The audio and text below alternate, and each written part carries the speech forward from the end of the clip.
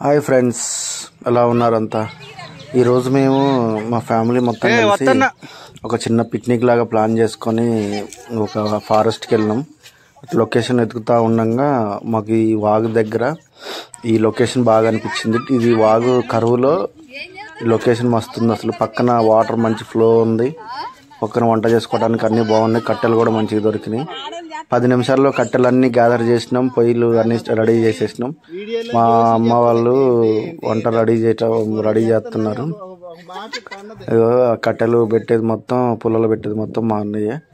ఇంటి దగ్గర నుంచి వాటర్ బాటిల్స్ పట్టుకొచ్చినాం, మినరల్ వాటర్ బాటిల్స్. బయట ఎండలో పెడితే వేడెక్కుతాయి అని చెప్పి ఈ వాటర్లో పెట్టినాం, కూల్ అవుతాయి అని. అసలు భోజనం టైంకి మస్తు కూల్ అయినాయి అదైతే మిరాకిల్ అసలు.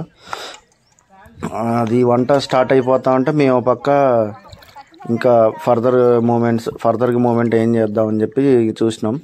చాలాసేపు అదంతా తిరిగినాం. అసలు మస్తు టైం పాస్ అయింది. అసలు టైం ఎట్లా గడిచిపోయిందో కూడా తెలియదు. చూస్తుండగానే మా వాళ్ళు వంటలన్నీ ఫినిష్ చేశారు టక. నాన్ వెజ్ కాదు, ఓన్లీ వెజ్జే చేసినాం. వెజ్ బిర్యానీ ప్లస్ ఆలుగడ్డ కర్రీ చేసినారు మా వాళ్ళు. వంటలన్నీ మస్తు వచ్చినాయి. అసలు ఈ వాతావరణానికి అవన్నీ అసలు మస్తు టేస్ట్ అనిపించింది.